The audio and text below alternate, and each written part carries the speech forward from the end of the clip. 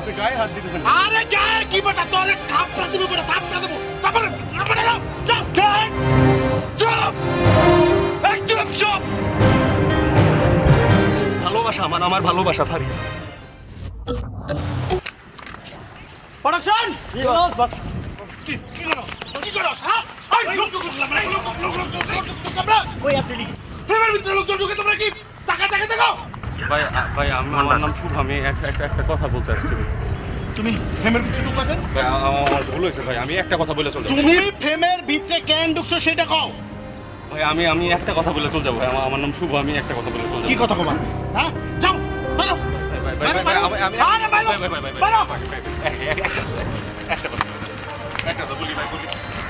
কি কথা ভাই আপনি ফারিয়ারে বাদ দিয়ে দেন, আপনি ফারিয়ারে বাদ দিয়ে দেন। ফারিয়ারে আমি অনেক ভালোবাসি, আর ফারিয়ারে আমি বিয়ে করবো। আর আপনি বাদ দিয়ে দেন ভাই, সে আমার ভালোবাসা, সে এগুলো না বুঝা করতে, আপনি কথাটা বুঝেন ভাই। আমি ফারিয়ার বাদ দিব মানে এই তুমি জানো ফারিয়ার পিছনে আমার কত টাকা খরচ হয়েছে? 1 কোটি টাকা খরচ হয়েছে তুমি জানো? আবার কথা কবে না, যাও মেয়ে যাও। ভাই আপনার তো কত নায়িকা আছে ভাই, আপনি ফারিয়ার ভাই এই এতগুলা লোকের সামনে নাচায়েন না ভাই ফারিয়া, এতগুলা লোকের সামনে নাচায়েন না আপনি ফারিয়ারে, আপনি ছেড়ে দেন ভাই। আরে পাগল নাকি, যাও এখান থেকে যাও আপনি গায়ে হাত দিতেছেন। আরে গায়ে কি বেটা তোর থাপড়া দেবো বেটা থাপড়া দেবো তারপরে যাও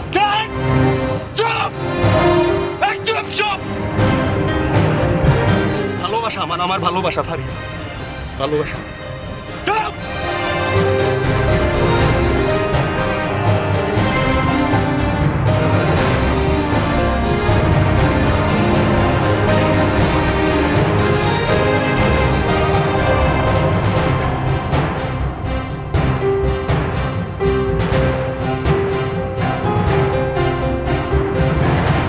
ও নসীন, ফোন করেই তুমি শুধু কাজের কথা। নসীন, তোমার কণ্ঠস্বর শুনলে পরে আমি ভিতর থেকে জেগে উঠি। মনে হয় সারা রাত সারাদিন তোমার সাথে শুধু কথা বলি, বাকুম করি। কোনো অসুবিধা নেই, জন্মাষ্টমীর উপরে অবশ্যই আমি মন্তব্য করতে পারবো। তুমি বোধহয় জানো না, হিন্দু মাইথোলজির উপরে আমার যথেষ্ট গবেষণা আছে, জ্ঞান আছে। সুতরাং এর উপরে মন্তব্য করতে আমার কোনো রকম অসুবিধা নেই। তবে রাত 10টার পর কিন্তু রেকর্ডিংটা বন্ধ করে দিতে হবে।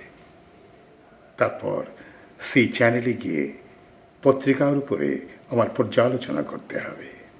বোঝোই তো, দেশে যদি যোগ্য লোকের অভাব থাকে, তাহলে 2-1জন যে যোগ্য লোক আছে তাদের উপরে তো প্রেশারটা একটু পড়বেই, তাই না?